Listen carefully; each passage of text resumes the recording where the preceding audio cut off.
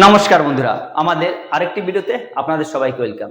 এই দুজনার ভয়ে এই তিনজন একটি জোট বেঁধেছে এবং বলা হচ্ছে এই তিনজন একটি ন্যাটোর মতোই ইসলামিক ন্যাটোর পরিকল্পনা করছে। কীরকম?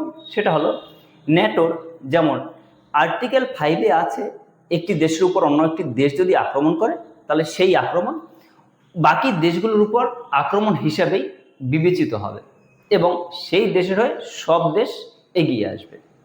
এই জন্যই এই তিনজন একটি জোট বেঁধেছে। কোন কোন দেশ?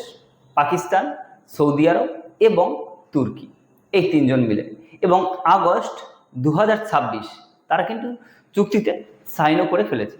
এবার প্রশ্ন হলো যে এই ইরানকে যখন আক্রমণ করলো আমেরিকা, তার আগেই কিন্তু পাকিস্তানের সাথে এই সৌদি আরবের একটি চুক্তি হয়েছিল। সেখানে বলা হয়েছিল, ওটা 2025 সালে হয়েছিল, যে সৌদি আরবের উপর যদি অন্য কোনো দেশ আক্রমণ করে তাহলে সেই আক্রমণটা পাকিস্তানের আক্রমণ হিসেবে বিবেচনা হবে এবং পাকিস্তানও সৌদির হয়ে পাশে দাঁড়াবে। কিন্তু আমরা দেখলাম যে ক্রমাগত যখন ইরান এই সৌদির উপর অ্যাটাক করে যাচ্ছে তখন কিন্তু পাকিস্তান তাদের সাহায্যে আসেনি।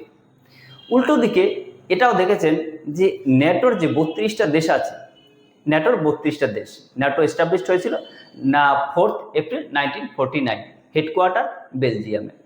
এবার যখন এই ন্যাটোর উপর আমেরিকা যখন এই ইরানের সাথে যুদ্ধ করছে তখন কিন্তু আমেরিকা বলছে যে তোমরা আমার হয়ে লড়ো, কিন্তু এই ন্যাটোর বাকি যে 32টা দেশ আছে না, তারা কিন্তু কেউ আসেনি। এক পর্যায়ে ট্রাম্প রেগে কিন্তু এই ন্যাটোকে কাগজের বাঘ হিসাবে উল্লেখিত করেছে। তার মানে কি, এই ন্যাটো কিন্তু কোনো কাগজপত্রের মধ্যেই সীমাবদ্ধ, বাস্তবে কিন্তু দেখা যায়নি। দুটো প্রমাণ আমি আপনাদের সামনে দিলাম। এবার প্রশ্ন হলো, পাকিস্তান, সৌদি আরব এবং তুর্কি, এই তিনটি দেশ যে ন্যাটো কান্ট্রি বানাচ্ছে বা ইসলামিক ন্যাটো হচ্ছে, এর পিছনে কি? তারা কি ভারতকে কোনো বার্তা দিতে চাইছে? কারণ পাকিস্তানের প্রধান শত্রু হলো ভারত, আর এই তুর্কিও কিন্তু ইসরায়েলের যথেষ্ট সম্পর্ক খারাপ, আর সৌদি আরবের সাথে কিন্তু মিডল অবস্থায় আছে। তাহলে কি এই তিনটি দেশ তারা আমেরিকাকে কোনো বার্তা দিতে চাইছে? যখন এই আমেরিকা ইরানের উপর আক্রমণ করছে তখন তো ইরান মুসলিম দেশগুলোর উপরেই বেশি আক্রমণ করেছে, নাকি এই তিনটি দেশ মিলে তারা এই ইরানকেই একটি বার্তা দিতে চায়? সম্পূর্ণ বিস্তারিত আলোচনা করব এই ভিডিওর মাধ্যমে। আপনি যদি আমাদের চ্যানেলে নতুন হয়ে থাকেন তাহলে অবশ্যই সাবস্ক্রাইব করে আমাদের পাশে থাকবেন। প্রথমেই আমরা একে একে জানার চেষ্টা করি এর সূত্রপাতটা কোথা থেকে হলো।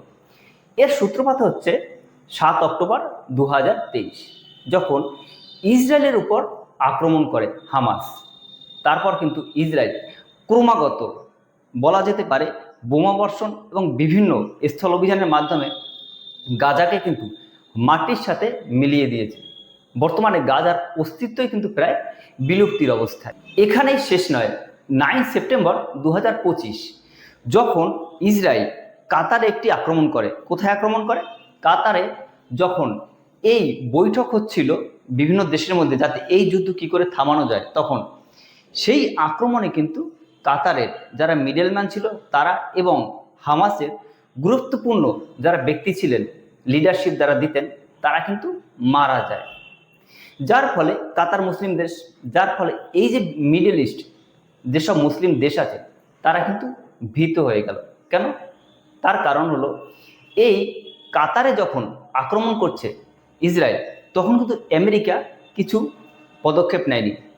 আপনার মনে হতে পারে যে কাতারে আক্রমণ করছে আমেরিকা, ইসরায়েল, তাতে আমেরিকা কেন পদক্ষেপ নেবে? এখানে ব্যাপার হলো একটি পেট্রো ডলার সিস্টেম। এটা জানতে হলে আমাদের একটু সংক্ষেপে পেট্রো ডলার সিস্টেমটা জানতে হবে। অর্থাৎ আমেরিকা এইসব মিডল ইস্ট দেশ থেকে তারা তেল নেবে, বিনিময়ে তাদেরকে সুরক্ষা দেওয়ার দায়িত্ব হলো এই আমেরিকার। যখন ইসরায়েল এই কাতারে বোমাবর্ষণ করলো এবং এই হামাসের নেতা থেকে শুরু করে মিডলম্যান তাদের মেরে ফেললো, তখন কিন্তু আমেরিকা এই কাতারের হয়ে দাঁড়ায়নি। এই ফলেই সমস্ত মুসলিম বিশ্বে একটা বার্তা স্পষ্ট হয়ে গেল যে এই তাদের আমেরিকা কেন্দ্রিক যে তাদের নির্ভরতা, তা থেকে তাদের বের হয়ে আসতে হবে। এবং এর ফলে মুসলিম বিশ্বে আরও একটি জিনিস স্পষ্ট হয়ে গেল, সেটা হলো এই আমেরিকা কোনোদিনই কিন্তু ইসরায়েলের বিপরীতে যাবে না, অর্থাৎ ইসরায়েলের বিরুদ্ধে যাবে না। এই জন্যই মিডল ইস্ট একটি শক্তির অনুপ্রকাশ করতে চাইল। এই মিডল ইস্টে যতগুলো মুসলিম দেশ আছে তার মধ্যে কিন্তু একমাত্র পারমাণবিক শক্তিধর সম্পন্ন দেশ হলো এই পাকিস্তান। আর আমরা বিভিন্ন সময় দেখেছি যে পাকিস্তানে কিন্তু মধ্যস্থতার ভূমিকা নিয়েছে এই ইরান এবং আমেরিকা যুদ্ধে, যার ফলে এই পাকিস্তানে এগিয়ে কিন্তু এরকম একটি ন্যাটো, ইসলামিক ন্যাটো প্রকাশ করতে চাইল। এবার আমরা একে একে কোন দেশের কি স্বার্থ জড়িত সেটা জানার চেষ্টা করি।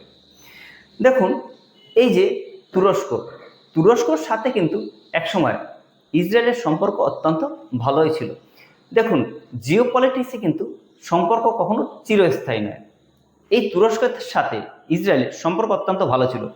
ইসরায়েল স্বাধীন হয় 1948-এ এবং প্রথম যে দেশগুলো ইসরায়েলকে দেশ হিসাবে মানে তার একমাত্র অন্যতম দেশ হলো কিন্তু এই তুরস্ক।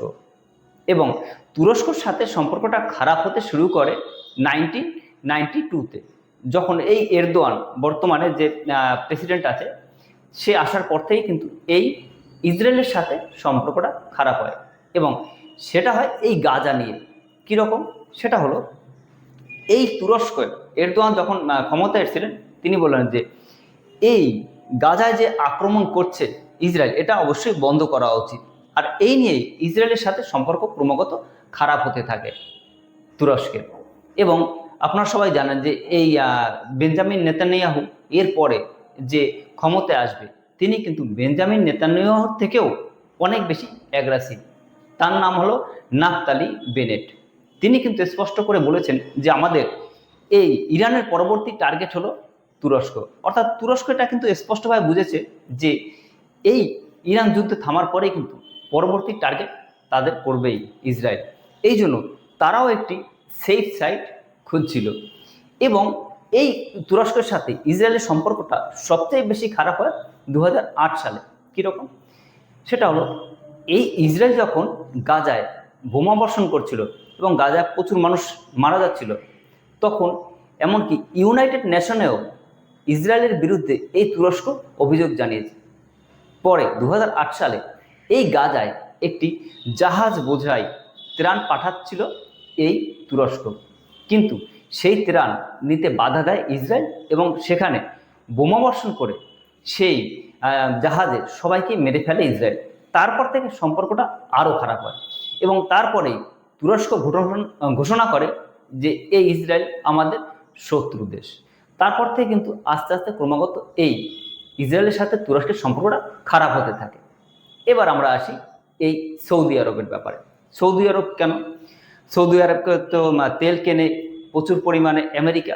সৌদি আরবকে বলা হয়েছিল যে এই ইরান যখন আক্রমণ করছে সৌদি আরবে, তখন কিন্তু আমেরিকা পাশে দাঁড়ায়নি। আর এই সৌদি আরবে কিন্তু একটি জায়গা খুঁজছিল যাদের তাদের সিকিউরিটি দেবে। এই জন্য পাকিস্তানের দুটো জিনিস আছে, একটা হলো তাদের অনেক সৈন্য এবং তাদের পারমাণবিক শক্তি সম্পন্ন দেশ। এই জন্য এই পারমাণবিক শক্তির ছাতার নিচে আনতে চায় কিন্তু বাকি মুসলিম দেশগুলোকে। এই জন্য সৌদি আরব কিন্তু এই ন্যাটোর সাথে যোগ দেয়, এটা অন্যতম একটা কারণ। আরেকটা কারণ হলো আব্রাহাম অ্যাকর্ড। এটা কি জিনিস? আব্রাহাম অ্যাকর্ডটা হলো যে এই ঘুরপথে, এটা নিয়ে বলতে গেলে অনেক ভিডিও বড় হয়ে যাবে, ঘুরপথে ইসরায়েল যে একটি দেশ তাকে মান্যতা দিই এই মুসলিম দেশগুলো, সেই রেকর্ডে সাইন করিয়ে নেওয়া। যদি এটা বড় একটা বিষয় নিয়ে আলোচনা করতে গেলে অনেক সময় লেগে যাবে। এই জন্য কিন্তু এই সৌদি আরব এই ইসলামিক ন্যাটোতে যোগ দিল। এবার আসি আমরা আমাদের পার্শ্ববর্তী দেশ পাকিস্তানের ব্যাপার। অপারেশন সিঁদুরে পাকিস্তান যেভাবে ভারতের কাছে মার খেয়েছে, তাতে কিন্তু পাকিস্তান বুঝে গিয়েছে যে তাদের বাঁচতে হলে তাদের অবশ্যই অন্য কোনো দেশের সহায়তা প্রয়োজন। কদিন আগেও কিন্তু এই পাকিস্তান বিভিন্ন জায়গায় এক প্রকার বলতে গেল ভিক্ষার ঝুলি নিয়ে ঘুরে বেড়াতো যে আমাদের ত্রাণ দাও, আমাদের IMF ফান্ড থেকে আমাদের লোন দাও। কিন্তু বর্তমানে তারা কিন্তু এই ইরান এবং আমেরিকার যুদ্ধের অন্যতম মধ্যস্থকারী ভূমিকা পালন করছে। সেখানে ভারতের আমাদের দেশ জয়শঙ্কর স্যারকে যখন এই ব্যাপারে প্রশ্ন করা হলো যে পাকিস্তান তো অনেক এগিয়ে যাচ্ছে, তারা এগিয়ে যুদ্ধ থামানোর চেষ্টা করছে বা সমস্ত বিশ্বে একটা তাদের প্রভাব বাড়ানোর চেষ্টা করছে, তখন জয়শঙ্কর স্যার কিন্তু একটি খুব গুরুত্বপূর্ণ কথা বলেছেন। কি বলেছেন? তিনি বলেছেন, পাকিস্তানের মতো ভারত কোনো দালাল রাষ্ট্র নয়। অর্থাৎ এই পাকিস্তান এই দালালির মাধ্যমে তারা কিন্তু অর্থ সংগ্রহ করে। ইরানের যুদ্ধে যে মধ্যস্থতার ভূমিকা নিচ্ছে পাকিস্তান, তার ভিতরে কিন্তু তারা প্রচুর পরিমাণে এই ইরানকেই সাপোর্ট করে যাচ্ছে চীনের মদতে, যেহেতু ইরানকে চীন সরাসরি সাপোর্ট করে। আর এই পাকিস্তান কিন্তু চীন ছাড়া এক পাও নড়তে পারবে না, এটা আমরা সাধারণত সবাই জানি। এই জন্য পাকিস্তানও চাইছিল যে অন্য কোনো দেশের অর্থ, যেমন সৌদি আরবের অর্থ আর তুরস্কের কিন্তু ড্রোন অতি উন্নত মানের। আপনারা জানেন যে অপারেশন সিঁদুরে কিন্তু এই তুরস্কই পাকিস্তানকে ড্রোন পাঠিয়েছিল ভারতকে আক্রমণ করার জন্য। আর এই তুরস্কেই সালটা আমার মনে নেই কোন সাল হবে, ভূমিকম্প হয়েছিল, প্রথম ত্রাণ পাঠিয়েছিল ভারত।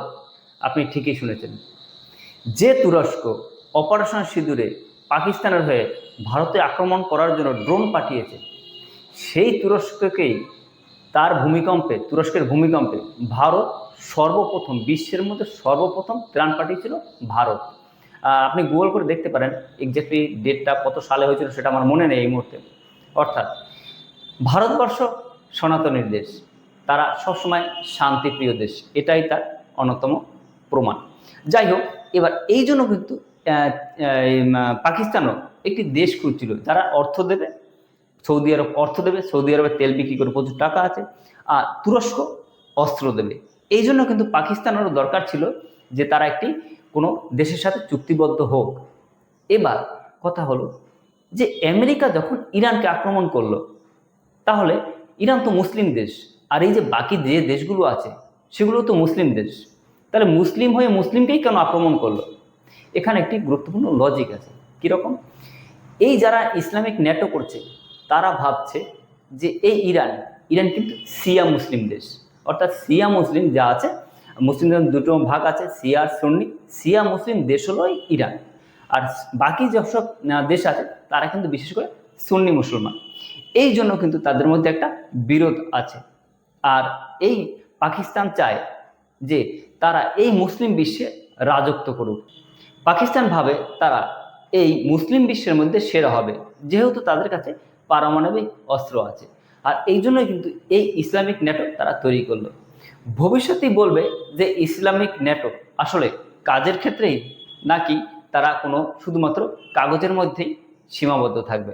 তাহলে যেখানে পাকিস্তান হোক সেটা কাগজের মাধ্যমে এই যে জোট করে তাদের শক্তি বৃদ্ধির চেষ্টা করছে, ভারতেরও কি এরকম কোনো জোট বেঁধে শক্তি বৃদ্ধির চেষ্টা করা উচিত নাকি উচিত না? আপনার মূল্যবান মতামত অবশ্যই আমাদের কমেন্ট সেকশনে লিখে জানাবেন। দেখা হবে পরবর্তী ভিডিওতে। Thank you.